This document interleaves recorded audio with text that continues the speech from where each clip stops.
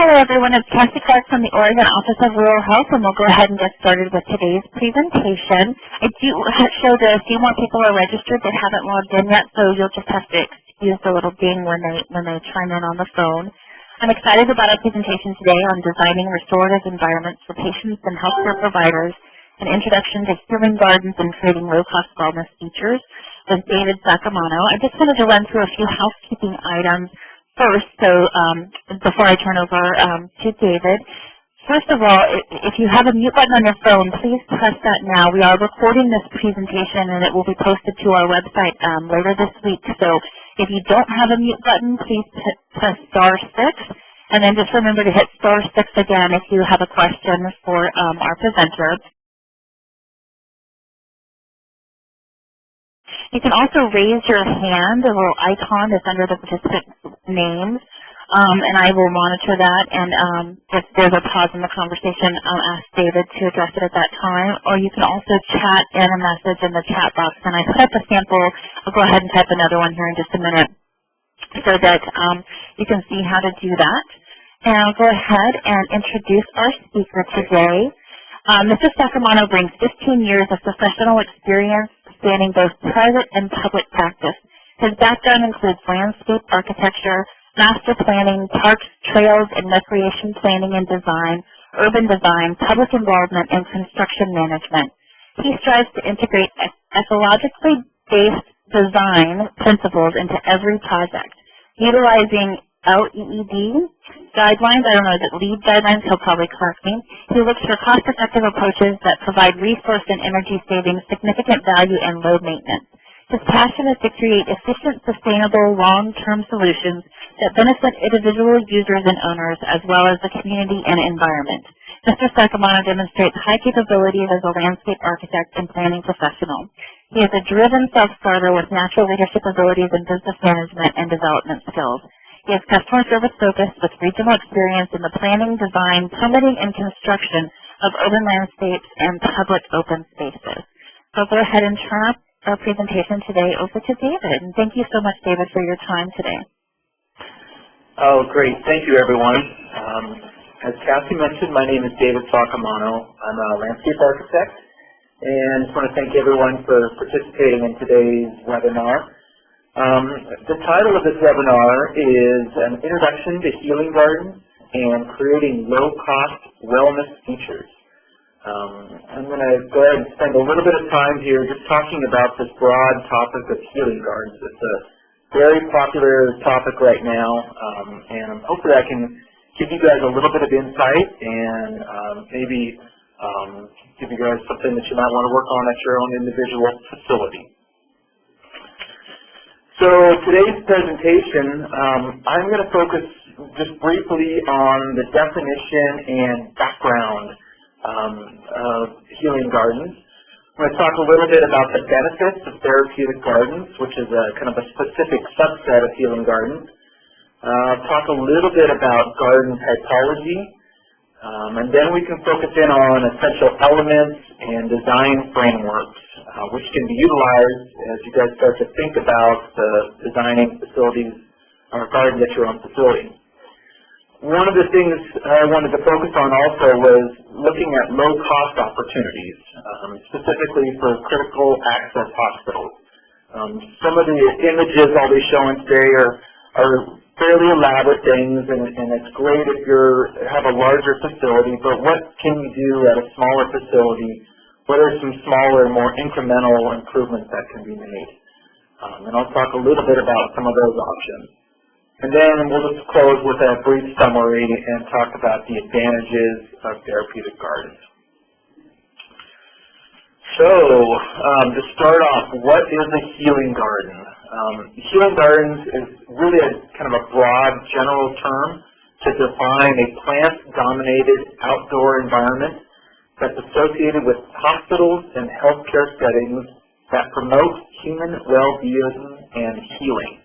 It's kind of a mouthful, but it's really kind of a general term that is used quite a bit today to talk about outdoor landscapes within a healthcare setting. So why are these important? you know, over the last probably 2 to 3 decades, there's been a real renewed awareness of the connection between human well-being and interactions with nature. It's not just in healthcare environments, but also in education environments and other types of environments where we're really understanding the connections between well-being and education and nature. Studies have actually been done, and they're starting to confirm the positive benefits of healing gardens for patients, hospital visitors, and staff. That's the other critical element here, you know, to keep in mind that staff also need and can benefit from outdoor environments. And, you know, really what's important here is that access to nature and outdoors can actually expedite healing, hopefully shorten hospital stays, and reduce stress. So what I want to focus on in the next few slides here are therapeutic gardens, and this is a specific subset of healing gardens, and it's really designed to produce a given effect and outcome for a defined user group or population. What I've focused on here are 4 different areas, and I'll talk about each of these: movement and exercise, natural distractions, social support, and sense of control. And all those elements really focus to provide improved health. Okay, movement and exercise. You know, there are great opportunities here to utilize outdoor spaces, to focus on movement and exercise, really to help speed rehabilitation, also to provide reduced stress, and can actually lower depression. A design approach on this would be to provide trip destinations within a garden to motivate walking or wheelchair use. Always important in these types of facilities is to look at creating loops and routes. And I'll talk more about this in a little bit. Social support. You know, not only can you get out and move to these spaces, but these spaces often provide, you know, intimate, semi-private locations for patients, family, and staff. These can be places where patients can interact and talk about issues, where families can interact and talk about issues. So, you know, they're important areas, and I'll talk about some of the design objectives with creating social areas, but we'll get into that later. One of the key things that is really important is seating and opportunities for patients to provide their own kind of spaces. So we'll talk about movable seating, close to doors, a very important aspect. A sense of control. Again, as you start to think about the patient experience and being within a healthcare environment, a lot of what you're experiencing is very regulated and time-dependent, and in some ways out of your control. So therapeutic gardens can provide a temporary escape from that. It can be a place where the patient can provide their own route. They can make some decisions on their own. And in some places where they can actually get some privacy. A lack of control is a major problem in healthcare, causing stress and sometimes worsening outcomes. So an approach on this is to provide an environment for patients and families to escape and regain control. Natural distractions. Again, as I mentioned in my opening, that there are a lot of positive benefits between the interactions of humans and nature. So providing plants and water and natural sounds and wildlife can really create unique spaces and go a long ways to improving therapeutic results.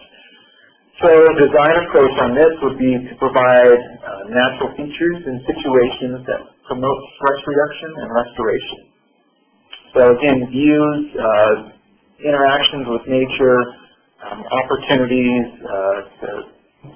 to enjoy wildflowers or other outdoor environments.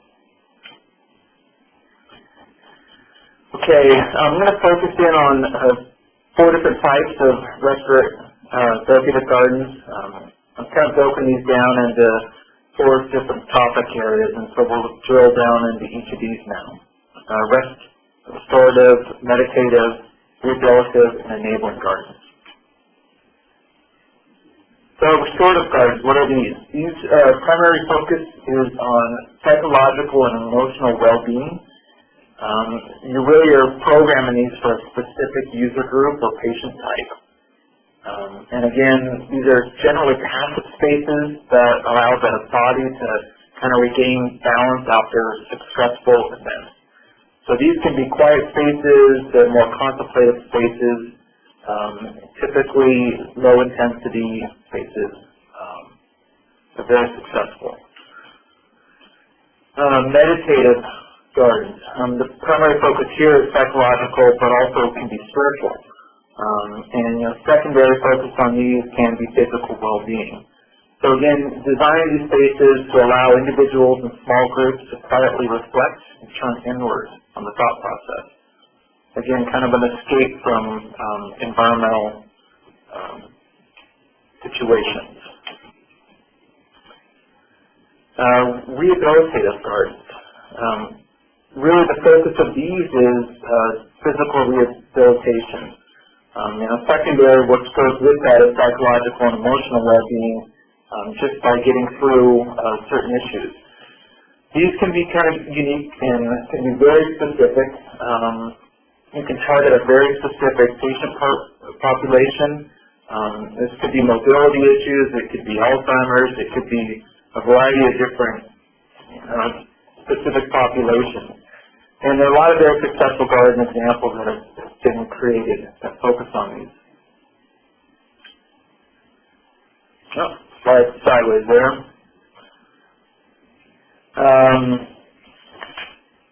Go to my paper copy here.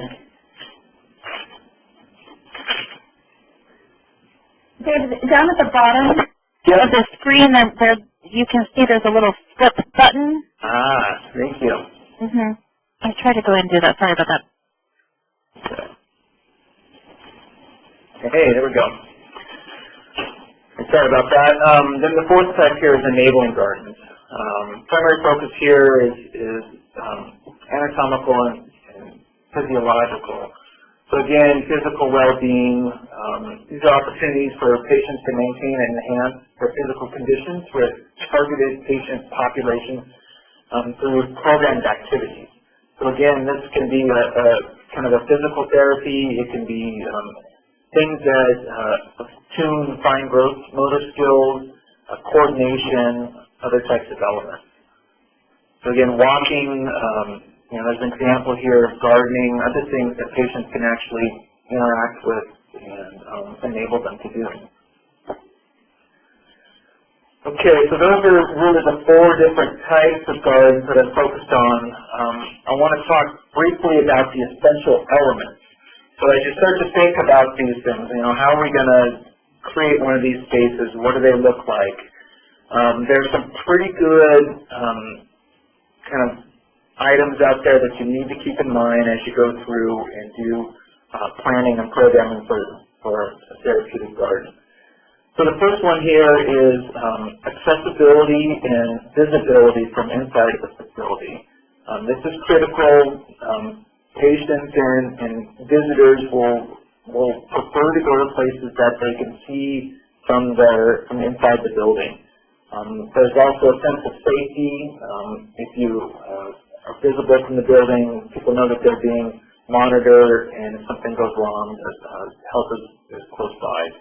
So having them be very accessible, not putting it, in the very back corner where it's hard to get to, and also having it be visible from inside the facility is critical. Signage and wayfinding and having easily identifiable entrances. So how do you get to the space, how do you move through the space, and how do you get out of it? Those are all very important elements in garden design. As I mentioned, the sense of safety and sense of enclosure. Depending on what your desired outcome is, providing an enclosed space that provides privacy, or some areas where people can kind of pull off the main path is really important. Water features in art, again, visual interest, auditory interest, water can add a lot to a space. Pathway and walking loops are critical, again, to allow for multiple different routes through a space. And then accessibility goes with that as far as having surfaces that are accessible to a wide range of users. As I mentioned earlier, again, comfortable and movable seating. That's really important. Allows those spaces to be multi-use and programmable by the users themselves. Shade, rain, and wind protection. Depending on the part of the country where you are, your climatic conditions, providing those places where you can either get away from the sun or protection from the rain are important. And then the last item in here is this kind of number that's been batted around recently, a 7:3 landscape to hardscape ratio. So again, this is when you start to think about the space and how much paved area do you want to have, either in plazas or pathways versus landscape or other elements. The general rule of thumb there is 7:3 as far as ratios of landscape to hardscape areas. Another one here. Okay, we'll talk a little bit about the design framework. Roger Ulrich is kind of one of the national experts on therapeutic garden design. And he's developed these design framework items that I think I covered some of these, but as you can see again, sense of control and access to privacy is critical. Social support, physical movement and exercise, access to nature and other positive distractions, minimizing ambiguity in abstract objects. That I thought was kind of a unique one as I came across that. I think as you start to think about making a purpose-driven space, you want it to be fairly clear in what's going on there and not be something that might confuse or disorient folks. And then again, minimizing intrusive stimuli. You probably don't want to put your therapeutic gardens next to the delivery area or in other high traffic areas. So appropriate siting of these is critical. So the planning process, I have not gone into a whole lot of detail on this, but generally I've identified 5 key steps. Programming is the first thing that you want to do. Really you're trying to identify what the needs are for the overall healthcare campus. You want to try to identify who the user groups are and what their needs are. You might be creating a space that's really specific to a specific user group, and that needs to be identified early on. Research is critical. You need to understand how these spaces will be used. You need to understand things such as accessibility codes. You need to understand budgets that you have available. Design is critical. You really base your program and your research to come up with design. Maintenance is important. A lot of times these facilities do take a higher level of maintenance. So early inclusion of facility staff and maintenance staff in the design process will go a long way to creating a successful project. And then one that I think is often overlooked is the post-occupancy evaluation. Go back and look at it 12 months, 24 months after the facility's been open. How is it working? What is working? What needs to be changed?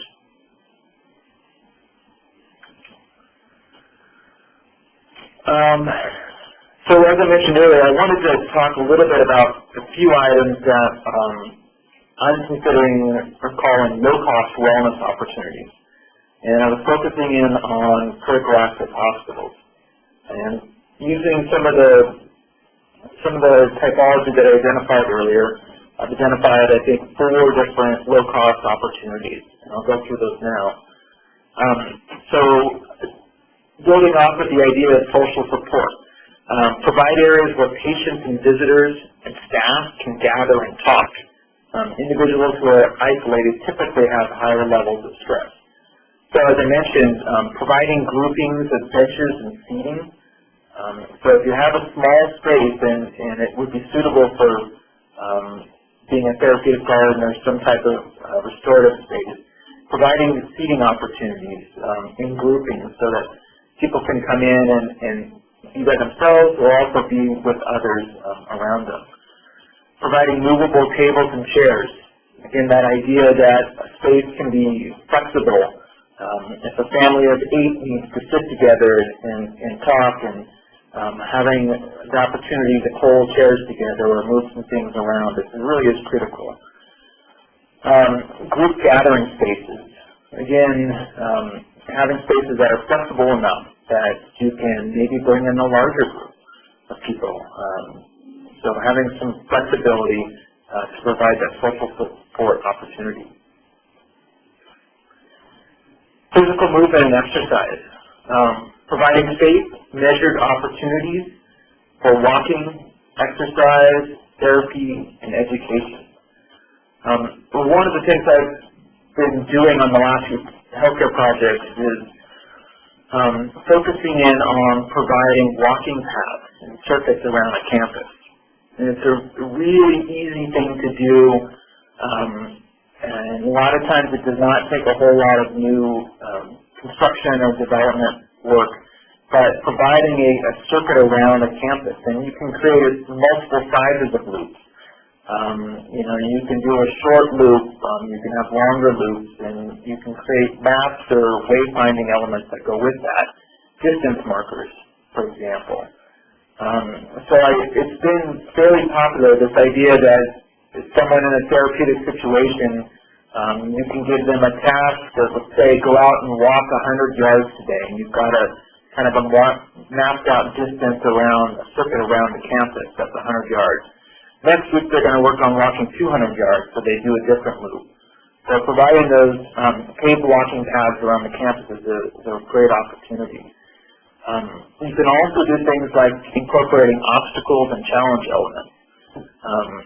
Ramps that are of a certain incline to work different areas of mobility. Stairs, other types of challenge elements can be useful in an overall therapy regime. One of the critical items as you do send people out and away from the facility themselves is making sure you provide places of respite. Typically they say about every 100 feet. It can be a little bit further. But this can be a bench or a covered location or someplace for someone as they're moving through this circuit. They have an opportunity to sit down, perhaps get out of rain events or something like that. And then the last thing is really to provide open lawns or open paved areas for group activities. There's no reason that the lawn areas around a healthcare campus can't be programmed. Maybe you can do some type of class or other kind of group activities in these larger open spaces.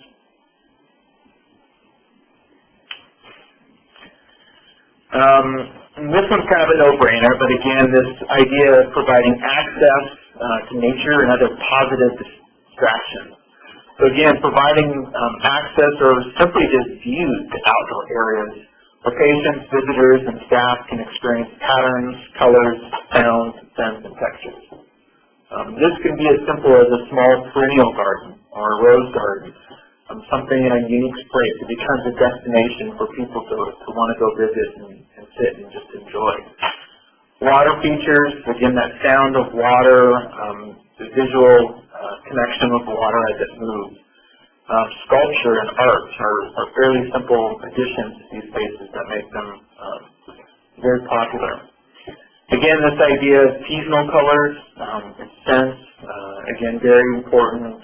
Can be very small and controlled, but again, something that people do respond to very well. And then the idea that providing plantings and other elements that attract birds, butterflies, and other wildlife can really activate these spaces and help them become positive distractions.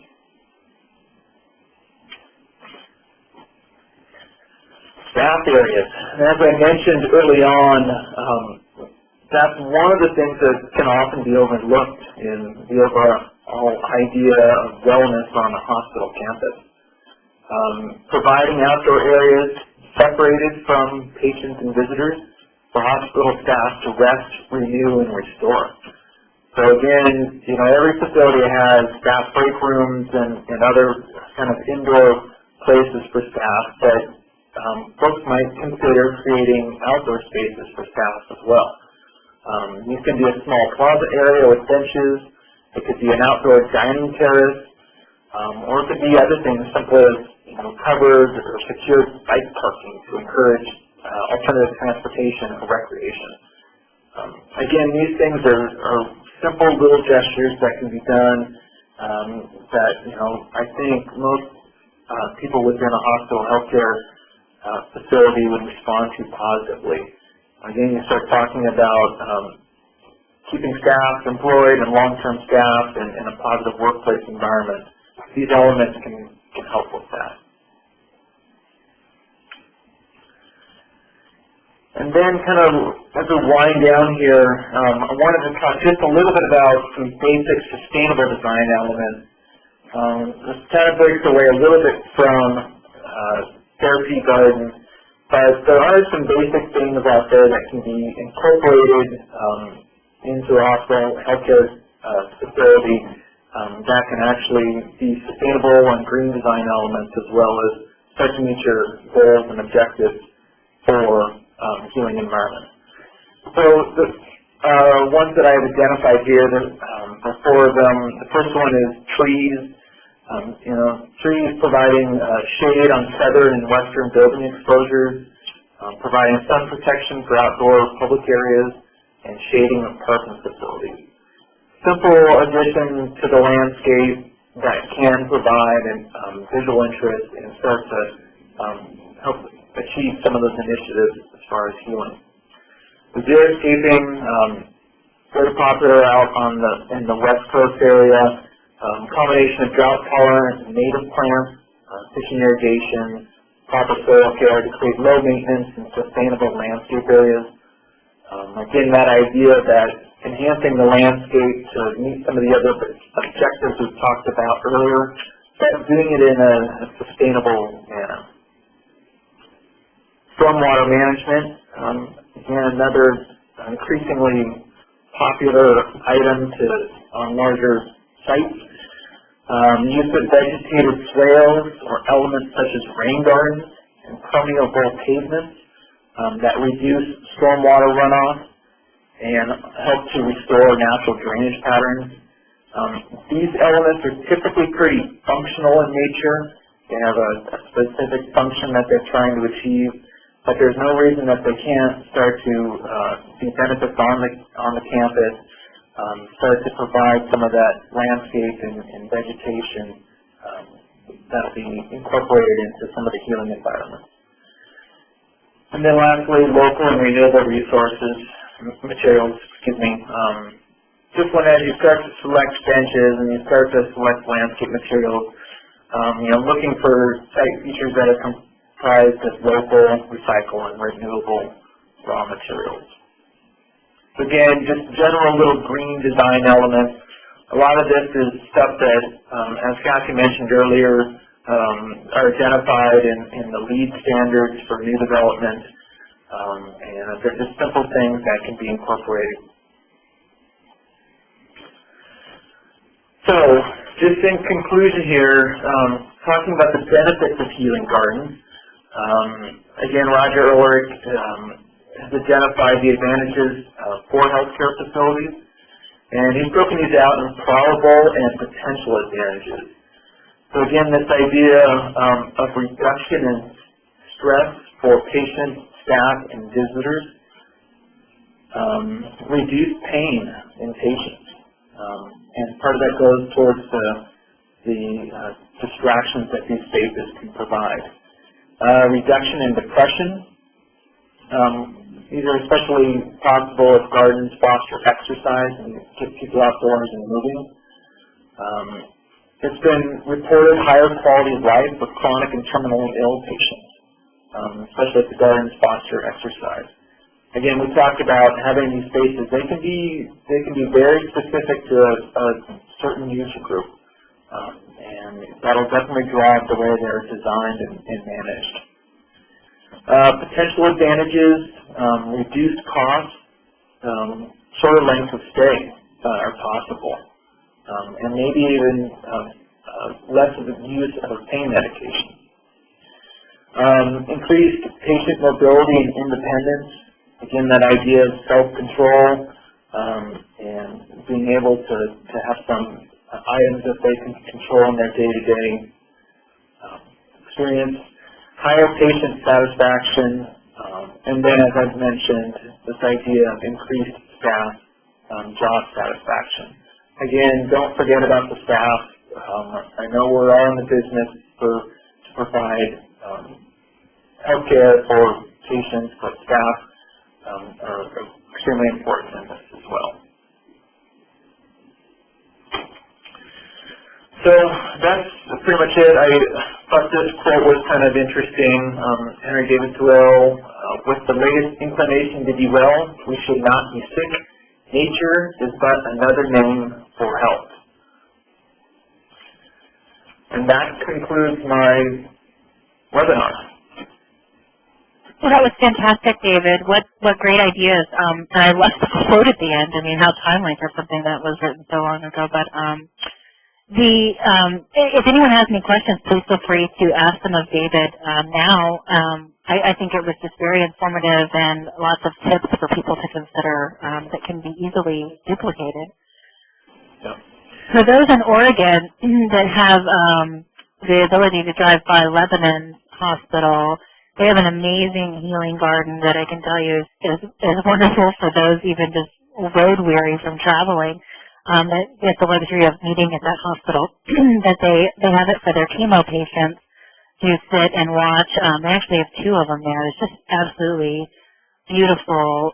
They were designed by a survivor of the atomic bomb in Japan. So it's just one of those just very beautiful, very peaceful environments. And I know we all have probably seen some great examples, especially you, David, who have probably designed some amazing pictures. So are all the pictures that we saw in the slideshow today designed by your firm? No, some of them were, and I would have to go back and look at which ones were. There's just, as I mentioned, there's a lot of people doing this type of work out there. A lot of healthcare planners, a lot of landscape architects involved in this, and it's great. It's great for me to see all these different wonderful spaces being created out there, and it's becoming more and more popular. You know, big facilities, as I mentioned, often include these in their program, but even small facilities now are starting to look at how to incorporate these healing environments. Yeah, I like the note about the obstacles and incorporating therapy and outdoors as well. I think that's fantastic. So does anyone have any questions for David while we have him on the line? I know that everyone probably may be at a different spot in their process, either beginning or just kind of exploring the situation. So, David, we really appreciate you kind of piquing our interest and giving us an introduction to this topic, which I think will be here for a long time to come. At least I hope so. Absolutely. Thank you for the opportunity to talk to you guys today. We look forward to talking to you again soon on another project. There you go. Absolutely. Okay. All right. Well, thank you very much, and thanks everyone for joining today. And if you have any further questions, you're welcome to contact David directly, or you can contact me, and I can connect you as well. And just as a reminder, this presentation has been recorded and will be posted on our website along with the slides later this week. And so we appreciate your time today, and hope you have a wonderful week. Thank you, Cassie and David.